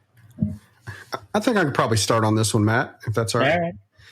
So a lot of it starts, I think, with repetition, right? And subtle shift within your repetition. So I'm feeding that snake. I'm feeding that snake. I'm feeding that snake. And it's minor. I mean, where, okay, if I drop feed, that's a phrase you and I use a lot. So, if I'm drop feeding frozen thawed, and the snake doesn't eat it, maybe did I drop it too far? Maybe I need to move it closer to its hide and give it another hour. And if it eats, it starts to teach me, okay, now my next question is it that snake or is it that species? Mm-hmm. I start expanding that out. So then if I've got 10 of that species, I start moving, okay, instead of just dropping, I'm going to start putting them next to their hides and see if I have better responses. And it's knowing that nuance is never 100%. It's never going to work on every single one of any species. No, not all leucistic Texas rat babies are mean, but most, it's little things like that I start to learn. And I think it's in our last, I guess it'd be the episode before last on this one. When we talked about the business, and I'm big on trends, I map out trends and I watch trends and I watch patterns. That's what all this is. That's what nuance really is it's recognizing patterns within the animals. So I think that for what you're doing, Zach, that would be a conversation I'd start with to try to teach nuances. Look for the patterns on what they do, what they don't do, and slightly adjust your pattern and see what results happen. And that's where I feel you learn the nuance. It's things like, again, the animals you have to tease to get to eat a frozen thawed, versus the animals that if you try to tease them, there's no way they're ever going to take that. No, you can't. It doesn't work like that. Some of my mandarins, there's a few of them that'll take frozen thawed right off the bat. There's others that if I attempt to watch them eat, it's never going to happen. They are going to starve themselves to death because no. And if I touch them, no. Ball pythons, they want me to wiggle that thing, but if I touch them with it, it's over. Game over. They're not going to eat. A black rat snake, I can slap them anywhere I want to, and they're going to wrap that thing up, But it's you learn it by trying it, seeing what happens, and if it fails, adjusting a little bit the next time. And then, like you said, it starts becoming muscle memory almost. Yeah, it does. And there's some things that you can try to teach as far as nuance, but it really is a feeling. Like I try to teach how to pick up a snake without getting bit, because I'm sure you guys get asked that question all the time. How often do you get bit? How often do you get bit? Yeah. Right. And I answer, if I don't count babies, because they bite me all the time, if I don't count them, maybe only once every 3 years do I get bit by anything of, with size. And it's not because I'm not handling them. It's knowing how to pick them up and handle them in such a way that it's less likely to occur. And when I'm picking up like a small to medium sized colubrid or even a bigger one, I demonstrate it and I show the speed of which you move to pick them up will have a lot to do with it. Uh-huh. If you go fast, it scares them and they thump you. If you go real slowly moving that hand towards them, they're going to bite the shit out of you, because they see, danger coming. Mm-hmm.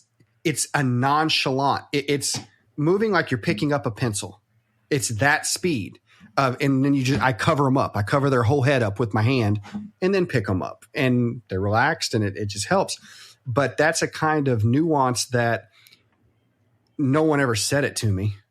It's just, exactly. Learning, I got bit when I, was going that slow. Go a little faster. Oh, I got bit when I scared it because it jerked back, when I was moving too quick.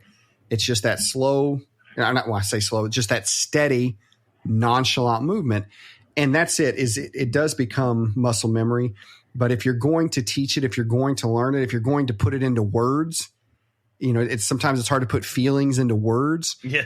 It's pattern. It's recognizing theirs and slightly altering yours to find that perfect niche. And then it's just ingrained in you. I like that. Yeah. One of the things that I've learned is one of the cool things about my job is that every fall I get somewhere in as few as 40 and as many as 60 brand new keepers. And a lot of us don't actually engage with new keepers, and they're all young. And I can flat out tell you, like this, a lot of people will complain about care sheets. This is the part of care sheets that bothers me, because you can't put on a care sheet the velocity your hand needs to be moving to pick up a bitey black rat snake. You're only going to get that through mentorship and watching somebody do it, or you go too slow, you get bit, you go too fast, you get bit, and then you get just right. And then, you kind of learn that and you get the muscle memory, like what Clint said. But one of the things I've learned is that in the world we live in today, because we have the ability to get information in 30 seconds, which, all of us grew up in the 80s and 90s, and that sure as crap wasn't the way it was back then. There's this kind of need for instant gratification. Like, okay, how do I do this? The interweb says I do it this way. Okay, I'm going to feed, the snake a frozen thawed pinky and just put it in there with it. It doesn't need it. Oh God, now it's never going to eat again. Like that seems to be, it's not going to eat and it's never going to eat. Like there's this kind of, that happens. And I think that the nuance is how you keep, like when that happens, it's just part of the experience that you have gathered. And that you realize, all right, like exactly what you said, I got to pivot on my pattern a little bit and go from there. So what are your thoughts on it, Matt? I'm curious. I'm getting a Clint Bartley shirt printed and hanging it up next to my Rob Stone shirt. No. To add to Clint, I think the biggest thing is failure and self-recognition. It's a lot of people don't want to talk about failure. I've failed a ton of times with keeping reptiles.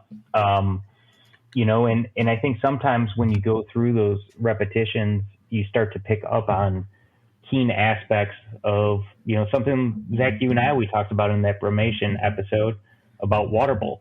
I clean water bowls once a week, dump the whole thing, throw away the plastic bowl, because I failed one winter where an animal had substrate in the water. I didn't recognize it. The animal died.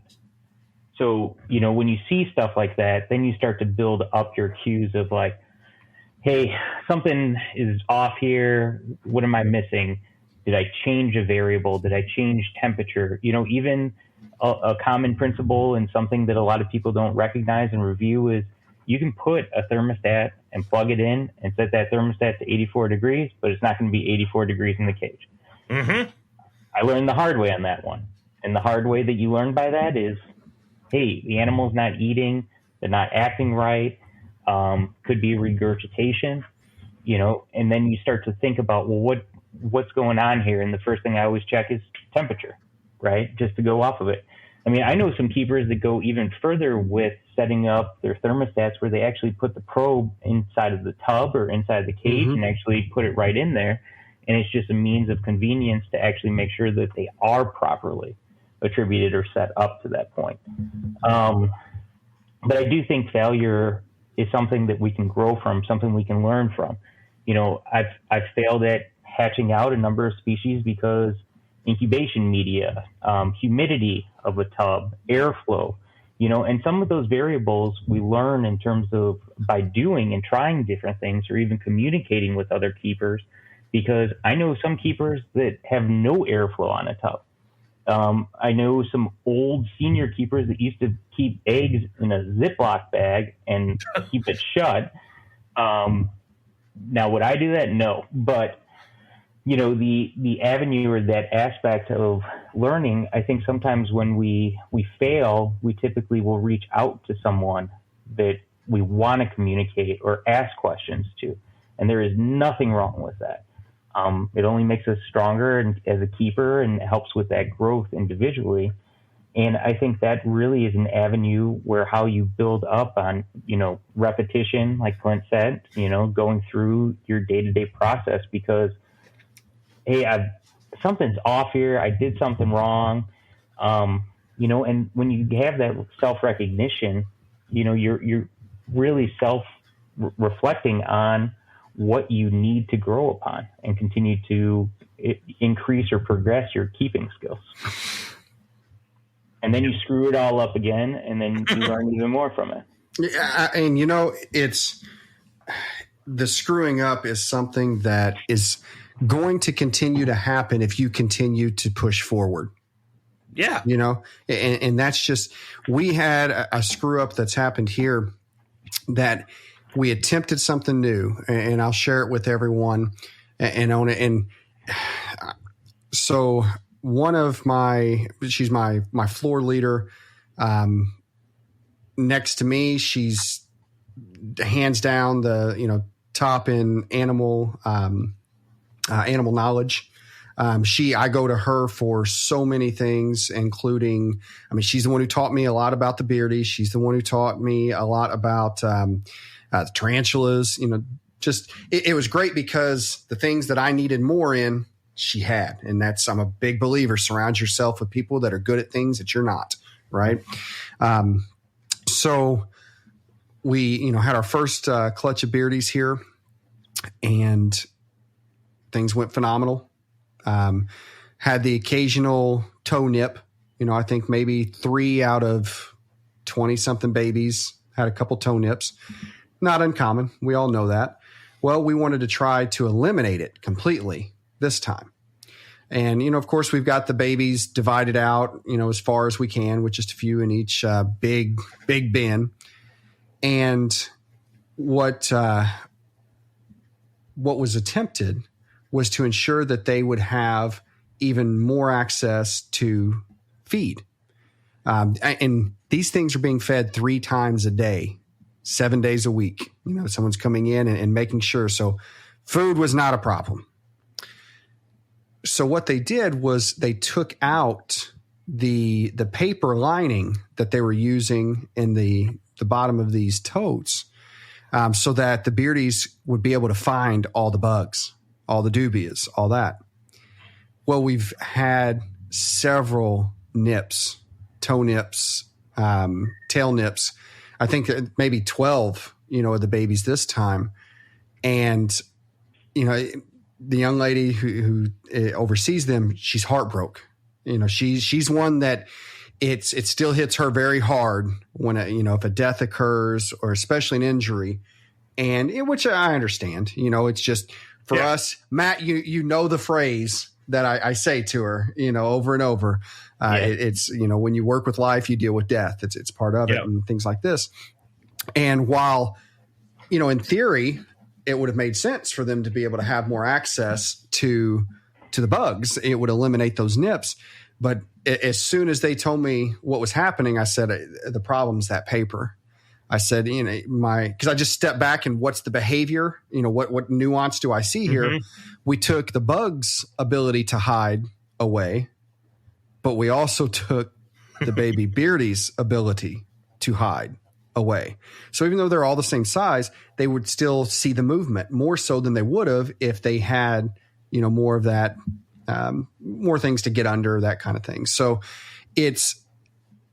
I just learned another piece, another nuance, of baby Beardies. I already knew that they nipped if they didn't get enough food, but now I know it's not always whether or not they have enough food. It's also going to be, can they hide, from one another? And, here again, I mentioned earlier, another episode that this is my 30th year breeding reptiles, but I'm still making mistakes. I'm still learning from those mistakes. And it's something that we have to continue to do. And to go back to what we said earlier, don't let that ego ever make you think that you're past being a student. You're still a student if you're still pushing forward. You're still learning. So thank y'all. That was perfect. No, I think that what it boils down to is that nuance comes from wisdom, and wisdom comes from experience. And experience comes from failure. Yep. So it's all, that might be our first shirt. I love it. I want one. Yeah. But no, and trying to get that through to people in an 8-day training is impossible because you can't get to that point in 8 days. You can, but you got to be aware that it's happening. And I feel like when all those little nuggets of experience that lead to the wisdom and the nuance and blah, blah, blah. That's what then, to me, that's what's really cool about herpetoculture is that I can look back in time when I didn't know all these little tricks because I didn't experience the need for the trick. And now I can talk about the trick because I used the trick. And then I have the experience of what came from doing that. I'm about to deal with these king snake babies because I have 2 in each that didn't just eat. In each. By each, I mean, I did the dumb thing where I paired 18 pairs, and I thought maybe a third of these will go, and I got 18 clutches. So, literally 100% of the pairings worked, and I can't quite believe that happened quite that way. And I did lose some eggs at home. This isn't at school. This is at home. But it seems like, because I'm a nerd and I keep data on all this crap, 80% of the clutches are just pounding pinkies right off the bat. And then now I've gone past the third feeding for the first 3 clutches. And I have 2 to 3 in each clutch that haven't eaten. So that's about 9 snakes. And it's just going to be more snakes. So now I'm getting into the stuff we've talked about on the show that I've never had to do, like washing the pinkies in Dawn. I told my wife, get me, please, when you go out, grab a bottle of Dawn for me. And she literally looked at me and was like, what the hell are you using it for? Because I know you're not washing dishes. And I was like, I'm washing pinkies because Matt said so. And she was like, and she was like, Jesus Christ. Okay. I'm going to be boiling pinkies. I have my mice. I've got 1 male, 3 female mice set up in a 20-gallon, so I have live. I froze a couple of the babies that I had some eggs roll over, and I had some stillbirths. So I've got snakes in the freezer. And the difference between me in 2015 and me in 2023 is I'm actually now looking forward to this challenge, whereas before I would have been like, Jesus, this is going to suck. Now it's okay. I've got some of this. I've got some experience under my belt. I can do this. And when I come out of it, I'm going to come out better. And then I'm going to have, the experience of that. And I'll probably end up keeping the snakes that it's funny because I just got done saying that I'll keep the robust feeders, But if I invest all this time, I'm going to get emotionally attached to little bastards, and those are the people that I keep. So anyway, so yeah, but no. All right. Well, I think we did that well. So if you like the format of the show, because this was a new one for us, just let us know, because we're not going to be able to have Matt around often, but we will have him around periodically. And I thought this was fun. It was a nice change of pace. It was kind of, in a weird way, it was almost like a therapy session for getting a little bit of venting, yeah. Yeah. Mm-hmm. It kind of reminded me of Festivus, like airing of grievances. No, I love it. And hey, as a reminder, if you're listening, please send any of the three of us, questions that you would like to be answered on here. It doesn't have to be an entire show topic, nope. Just anything. Shoot questions so that we can do more of these type of shows. So we just need that content, that you want, because we're not going to post videos of us getting bit. Nope, so not doing that. That's not happening. I might. We'll see. You might, Matt? Okay. Matt's going to go rogue. Okay. Well, I think that this is a good place to wrap it. So, Matt, where can people find you? Depends what state I'm in. Depends if I'm traveling. We had to chain him to a chair just to get this episode.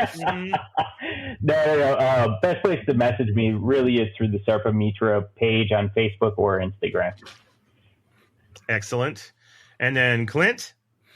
Check us out on metazotics.com, and you can message me on Facebook, either my personal page, Clint Bartley, or the Metazotics business page. And you can also email us at metazotics@gmail.com. All righty. And if you're trying to get a hold of me, I'm at Jesus, brain fart. I'm Dr. Crawdad at Instagram, Zach Loafman on Facebook. You can look me up online to find me electronically. Email zloafman@westliberty.edu. Anybody that's listening to this that is a young person, if you're in high school and you want to work with snakes in college, look at West Liberty, because we literally have, of those 300 animals, 200 of them easy are snakes. So there you go. So we can help you out with a degree, and then if you're in the graduate works, always looking for solid young people that want to get a master's degree in the zoo science major. And then I'm actually starting to dive into just herpetology for the sake of herpetology as well. I have a couple of snake ecology projects that are about to kick off, which I'm pretty pumped about. And then before we finish, because we don't always do it, but we always think to do it, I can say that, is that we want to thank NPR Network for hosting us. I know that all three of us are incredibly proud to be part of this network. A lot of the stuff we talked about in the episode today, which is our ethos, is also the network's ethos. Everybody that's part of this, all of the podcast hosts, we all pretty much vibe on the same plane, and that's why we're all members of this network, and we're proud of it. So, and with that, whatever day it is, morning, afternoon, night, I hope you're having a good one. And yeah, catch us next time on Colubrid and Colubroid Radio. Later.